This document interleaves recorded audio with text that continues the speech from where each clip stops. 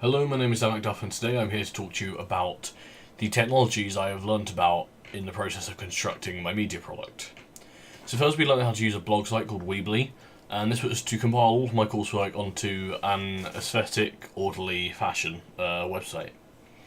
Then also we used YouTube, and so while I often upload to YouTube and therefore know kind of exactly what I'm doing with uploading it, I learned how I could use YouTube efficiently to quickly upload and embed videos straight into my blog. So I learned how I could just take a video I'd done, I could upload it straight to YouTube and then embed it into my blog rather than having to try and find a different way to try and get the video onto my blog, and doing it via YouTube was much faster. Next, back in November I purchased a green screen, and I learned how to use that when producing this opening sequence. So this was my first ever major use of a green screen, and when we used it, basically what you do is you take your video and you put an ultra grid on the green screen, and it'll basically take away whichever colour you choose it to take away, which obviously in this case will be green, and then you've got to move around the parameters to make it actually make sure all of the green has disappeared until it really does look like there's none left and it was never there at all. Next thing I learned how to use effectively was softbox lights. So I bought these with the green screen, and the softbox lights are there to provide a soft, even, natural light to the green screen.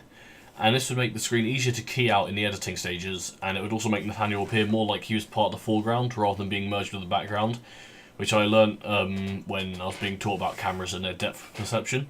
Next is an editing laptop.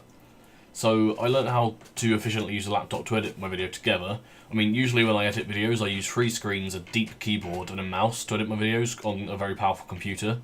And to edit the Lifehack, which has been kind of my biggest project so far, I just had a laptop that wasn't quite as powerful. It only had 1 screen, had a shallow keyboard and a trackpad.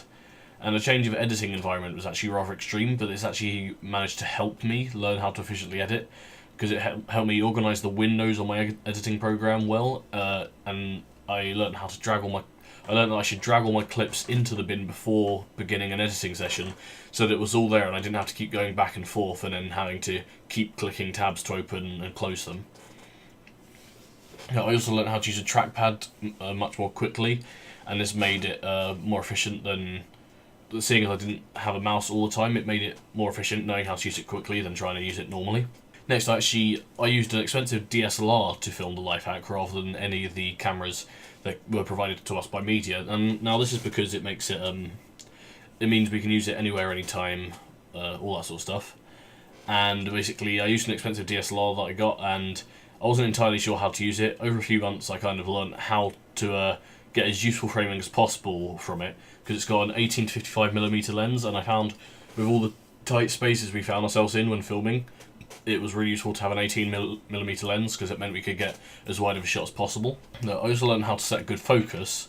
So for example, when Nathaniel was warped through a screen, and the bright light from the window in the new environment caused the camera to kind of shift focus, and we kind of used that to indicate the character Craig's confusion and how he couldn't properly focus on the situation because he had no idea what was going on.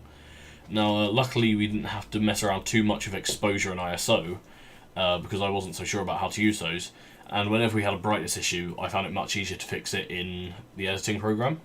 So another piece of software I learned how to use was FL Studio, and when we cut down our opening sequence from 5 minutes to 2 minutes, we realised we'd kind of need a new soundtrack to fit our production, rather than the old one we were using.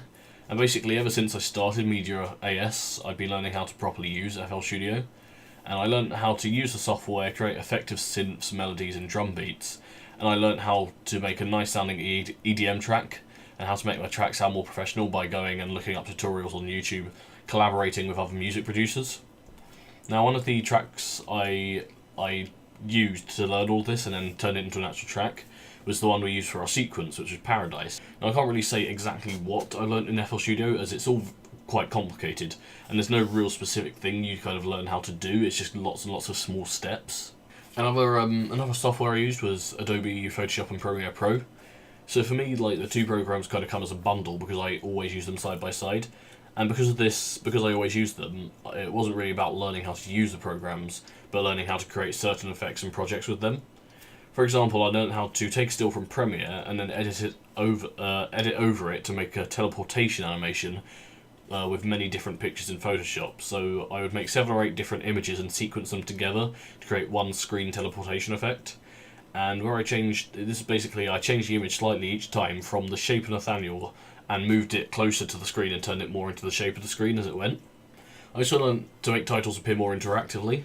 So in the title where it appears from behind, where it kind of appears from behind Nat as he walks along the path leading to the school gate, that was simply just a case of figuring out where I had to start doing a screen wipe and exactly how long it had to be, and if I got it right at the perfect frame it would look like it appeared from behind that, and that is exactly what happened. Another example of this is where he comes out of the iPad and he decides to shoot Fran, and we managed to actually, while he was in the scene, it wasn't actually green screened, we managed to get the titles to go behind him, and this was just simply a case of cutting out the bits that we didn't want to be there at the right times. I also learned how to move big titles so they aren't in the way of the action. So one example of this was where there's a tracking shot of Nat walking down a garden path.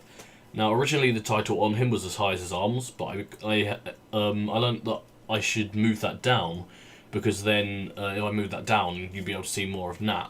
And but yeah, so I moved it down so it wasn't in the way of his actions. But at a later date I also learned how to use motion graphics. So what motion graphic is you basically take a shape or a letter or whatever it might be, and you just kind of, well, it is a graphic and you basically make it move, as the name says, motion graphic. The last piece of software I learned how to use was a program called Audacity, and basically I kind of knew how to use this already, but basically I just learned that I could use effects on it to basically, after recording sounds on it, I could use the effects panel to put effects on something. For example, Dan Walker's Portal sounds, I just put a reverb on that, and you simply go to the effects panel and choose the reverb option. And so basically I already kind of knew how to use a lot of this technology. It was just learning how to use it more effectively and for the right purposes. And so what I've been through here is just everything I learned in order to make this opening sequence exactly what it was.